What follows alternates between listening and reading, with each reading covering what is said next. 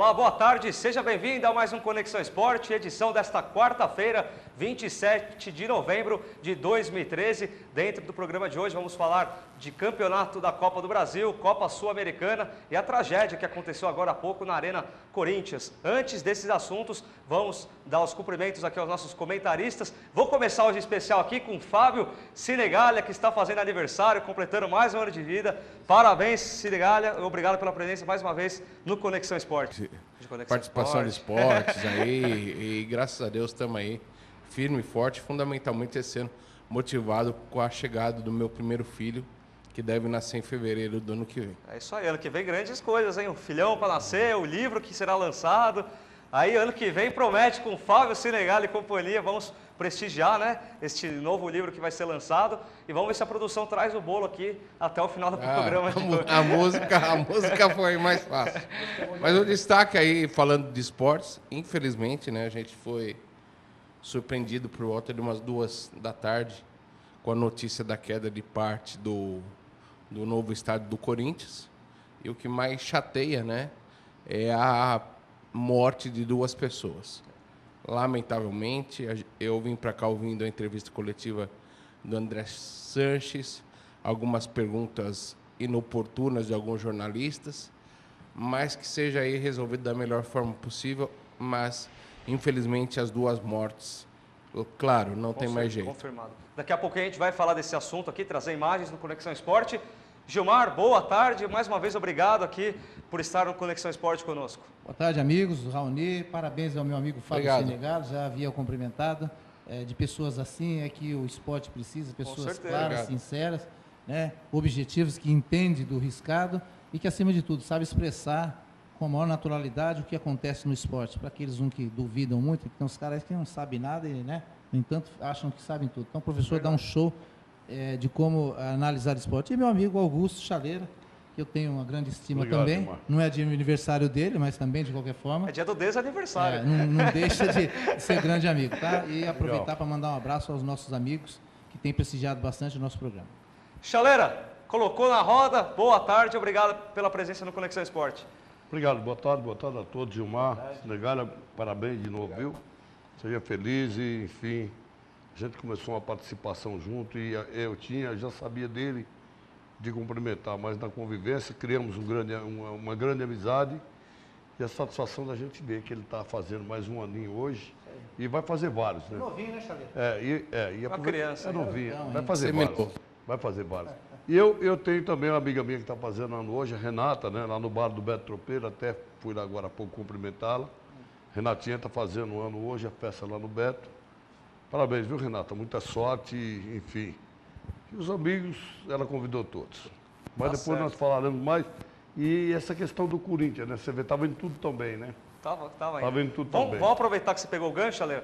Vamos colocar imagens desta tragédia que aconteceu agora há pouco, que abalou o palco da abertura da Copa do Mundo de 2014. 3 estruturas metálicas da Arena Corinthians caíram na parte traseira do estádio, que estava em construção, causando a morte de 2 pessoas até o momento. As estruturas foram atingidas por um guindaste que estava colocando a última treliça de 500 toneladas sobre o prédio leste. E o painel de LED que fica na parte externa do local também foi danificado e o estádio teria de ser entregue até o final deste ano. A entrevista do André Sanches e do próprio presidente da construtora disse que a estrutura do estádio não foi abalada e que o estádio não deverá sofrer alterações quanto ao prazo de entrega, que é para ser até dezembro. Vamos ver se realmente vai conseguir arrumar esse estrago aí.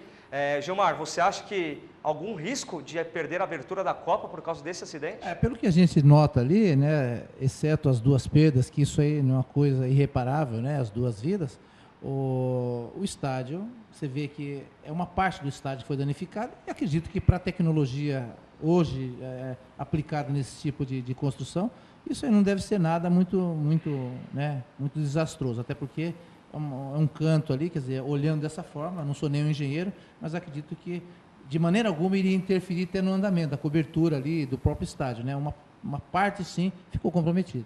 E se, pelo que o próprio André Sanches disse, que a obra ficará pelo menos 3 dias aí parada para ver a perícia, analisar o que causou nessa queda, mas agora temos que ver aí, ô Sinigalha, Porque a sorte, né, apesar dessas vítimas, infelizmente, que aconteceu essa fatalidade, se fosse no meio do estádio, ia ser completamente muito pior. E a outra sorte que os outros operários estavam almoçando.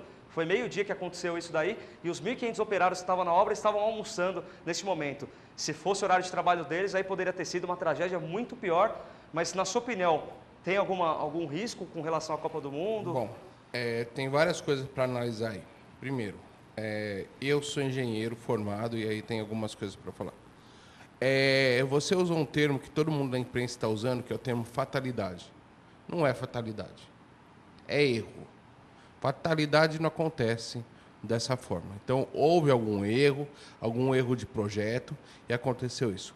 É claro, como o Gilmar falou, está muito aparentemente não há nenhum dano à estrutura do que ficou em pé. Então, é uma questão de você perder aí uma semana para a perícia fazer o trabalho, até porque as imagens estão em todas as televisões, então esse local tem que ficar preservado até uma liberação da perícia para que seja investigado realmente o que aconteceu, para evitar que, se for um erro de projeto, pode estar errado em outros lugares que não chegaram ainda. Então, para evitar que aconteça de novo.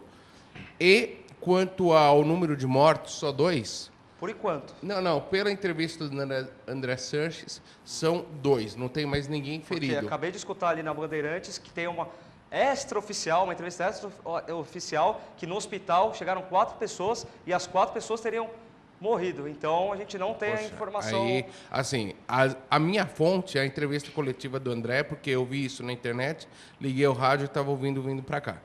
Ele disse que as únicas pessoas feridas são as 2 que faleceram e mais uma pessoa que estava num guindaste, alguma coisa assim, mas já está em casa e não corre risco nenhum de morte. Ô, Chaleiro, Mas se sua opinião sobre o... se a parte operacional, por exemplo, do guindaste, do cara que estava operando a máquina, o guincho, eu acho que não tem nada a ver com a obra, digamos, em si, né? Ou não?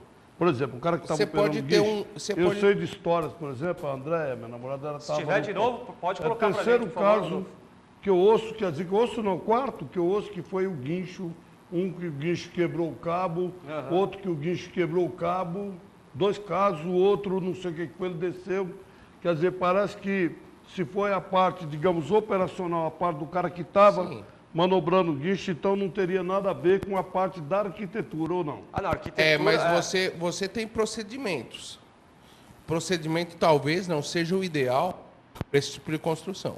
Não. E eu repito, romper cabo de aço, romper qualquer coisa desse tipo, não é fatalidade. Sim. Você tem uma vida útil, claro, e que muitas vezes você não O respeita. que parece ali, Fábio, é que de repente caiu ali o guindaste, não é isso? Foi. Praticamente caiu o guindaste, quer dizer, eu sou Nada a ver leigo, com a obra. ele é um profissional da área formado. O que me parece é que foi peso excessivo que fez tombar. Só uma Parece que informação, tinha peso esse guindaste é o maior guindaste do Brasil, pesa 1.500 toneladas. E um dos maiores do mundo. do mundo. Então, O que parece ali gigantesco. que ele pesou e tombou. e tombou, exatamente, cedeu. A Mas estrutura é que que ele ia tá. carregar devia Não, ser tudo bem, pesada. Gilmar, exatamente, mas a partir do momento que você sabe o que você está trabalhando, e você sabe o material aonde você está trabalhando, você tem que refazer os seus procedimentos para evitar uma situação dessa. Aí sim. É muito claro. Agora, e isso está sendo comentado agora, e o André Sanches, de uma forma nervosa, respondeu que não. Desculpa, gente. As imagens estão aí. Hoje à tarde ninguém está trabalhando. Então, o cronograma está alterado. Com certeza. Assim, não precisa, três não dias precisa ser... parado. Não, assim, o André... a partir do momento que está lá um cronograma, dia 27 de novembro à tarde, fazer isso, chega alguém lá e não tem ninguém trabalhando, como ele disse, não tem, o cronograma está alterado. Agora, a pergunta que você começou o programa fazendo, essa parte do programa, sobre alguma interferência na tabela da Copa, aparentemente vai ficar pronto, lógico, uma semana ou 15 dias depois, então vai ficar pronto antes da Copa, até porque eles iam entregar em dezembro. Agora, o sorteio da Copa do Mundo é dia 6. Dia 6 de dezembro. Sexta-feira que vem. Politicamente, pode-se usar esse fato para tirar a abertura de São Paulo. Gente, repito, politicamente, o que está em jogo aí não é o melhor estado, é o interesse de A, B ou C. Então, você vai me perguntar... Nesse caso é uma fatalidade que irá contribuir, né? Não, nessa verdade é um oportunismo para fazer alguma coisa nos bastidores. Justamente. Aí seria encaixado com uma fatalidade. Ô, Chaleira, Pra você vai nessa também? Acha que esse acidente pode, de alguma maneira, tirar a abertura da Copa do Brasil? Você sabe o que se passa? Esses caras começam a não ter credibilidade, né? Mal-humorado. Começa o quê? Não ter credibilidade. Não, porque... Não, desculpa. Não, começa não, nunca tiveram. Não tem. Então, o cara começa a falar com ele responde mal-humorado. O Filipão é meu amigo também, de vez em quando mal-humorado. O Muricy é meu amigo, mal-humorado. Então, quando for falar alguma outra coisa, que ele responder, e o cara não sabe se ele está respondendo isso de verdade, se há uma clareza ou não, porque é tão simples falar, houve um acidente, né? E no decorrer desse acidente houve isso. Enfim, estão dando satisfação, mas eu não sou arquiteto, eu não sou engenheiro.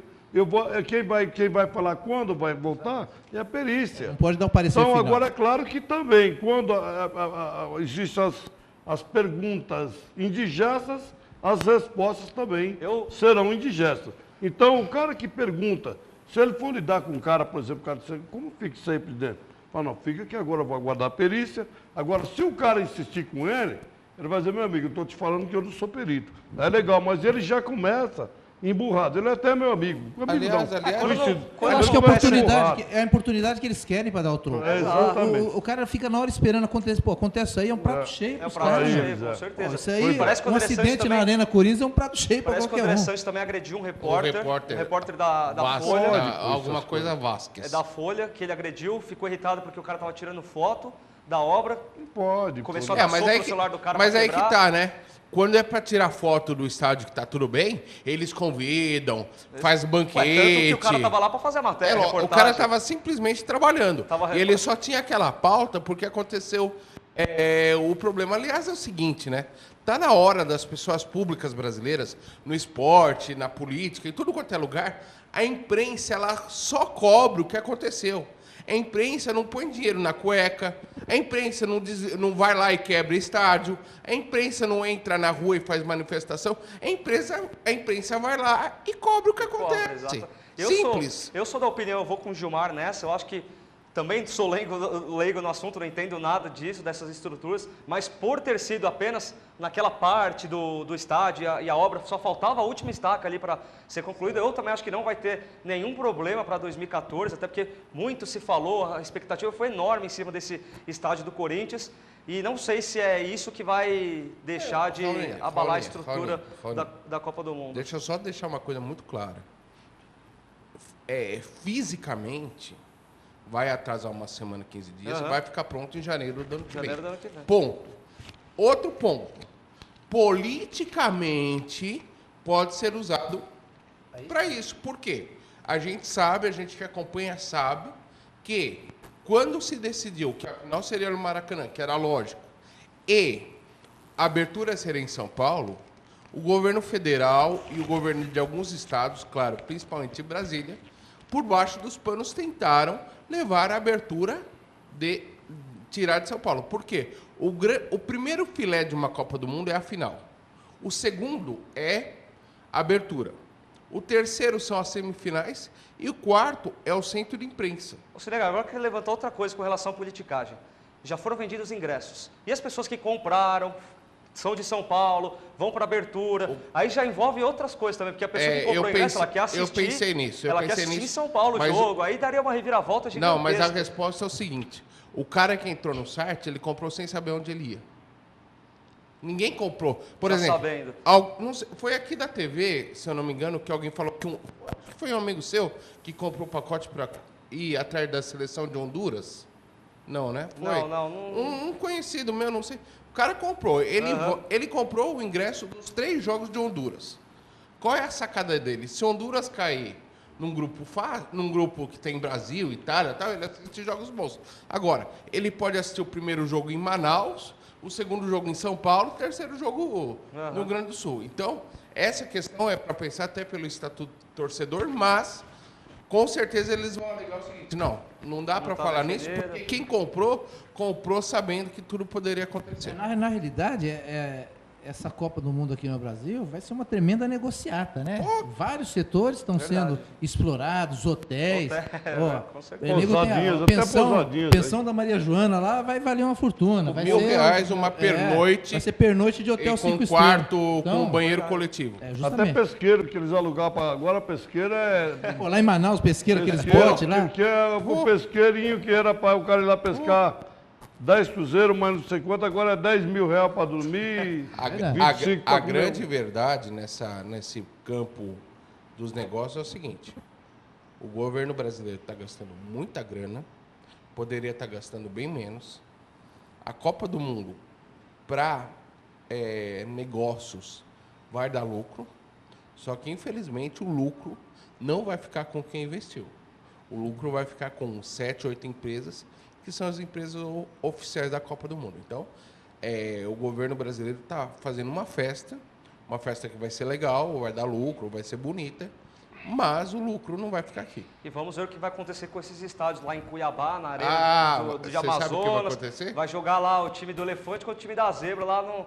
Né? É Porque só, não precisa, só a Copa do Brasil naqueles jogos de fase inicial lá. para saber o que vai acontecer, basta, quem está no Rio de Janeiro, basta ir agora em Jacarepaguá.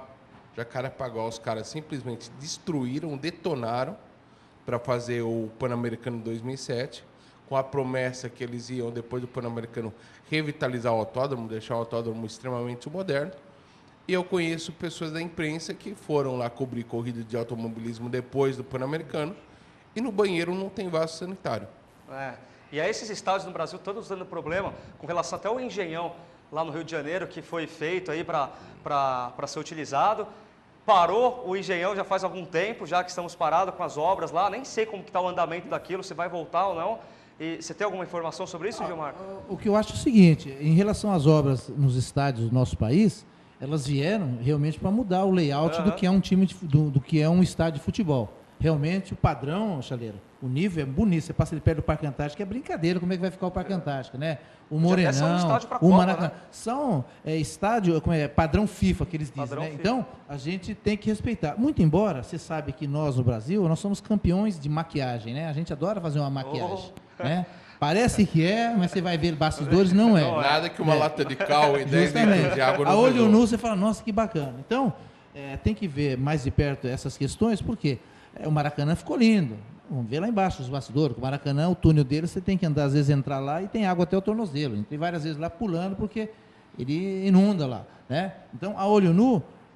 Tá uma beleza. Tá uma beleza, só que temos que ver bastidores, situação da imprensa, né? Lá a bancada onde vão ter todos os ajustes. São todos os detalhes. Todos os setores, não é só o campo de futebol, é bonito. Tal. Agora, isto nos grandes centros, né? São Paulo, Rio, Minas, agora mais para longe lá eu tenho minhas dúvidas. Um exemplo disso... Já não sei, Chaleira. Um exemplo disso é hoje à noite. Você vai ver pela televisão um jogo bonito em Mogi, só que tem 15 cabines de imprensa para cobrir e não tem uma gramado. Semifinal de... E não tem gramado. Entre dois brasileiros. Tantos estádios bonitos sendo construídos e vai jogar num... Você perguntou sobre Mogi era o rei do gramado, era o gramado mais bonito de São Paulo, hein? Mogi já teve o título de melhor gramado. Todo ano, né? Lembra do estádio de Barros? hoje, Gilmar? Justamente. Esse estádio de hoje é o mais bonito? O Já gramado, foi. o melhor gramado piso. era Bom um dos mesmo? melhores. Todo ano ganhava o prêmio do melhor gramado. Ganhava. Você ia Vamos jogar ver, lá, você chutava o chão assim para poder bater tiro de meta. O Barros te xingava lá de cima, o que tá fazendo aí chutando meu chão? Você não podia dar um bicudinho no chão, era o melhor piso. Agora você perguntou sobre por que a arena, né? Não, poderia ser um poderia estádio. ser, mas tem uma explicação, tá? Quando o Palmeiras fez 97 anos, eu, ao lado de alguns amigos, montamos um dia de palestra sobre o Palmeiras no Museu do Futebol, e o Beluso foi. E ainda estava aquela polêmica, tinha acabado de assinar com o Corinthians, que ele falou o seguinte: o Palmeiras foi procurado, porém, o estádio do Palmeiras tinha que ter capacidade para mais 20 mil pessoas. E a resposta do Beluso foi não, porque se a gente colocar 20 mil pessoas, a gente não vai ter suporte financeiro para a manutenção do estádio depois da Copa do Mundo. Então, e aí até cogitaram, não, a gente faz. E ele falou, não, a questão não é fazer, a questão é manter depois da Copa do Mundo. Tá aí a informação de Fábio Senegali. A gente vai fazer a primeira parada aqui no Conexão Esporte, depois desse assunto infeliz que falamos aqui com 2 vítimas fatais. Mas na sequência do Conexão Esporte, muita coisa boa. Copa do Brasil, Copa Sul-Americana e também no Palmeiras, que o Gilson Kleina acertou com o Verdão e vai comandar o centenário do clube em 2014. Não sai daí que a gente volta rapidinho.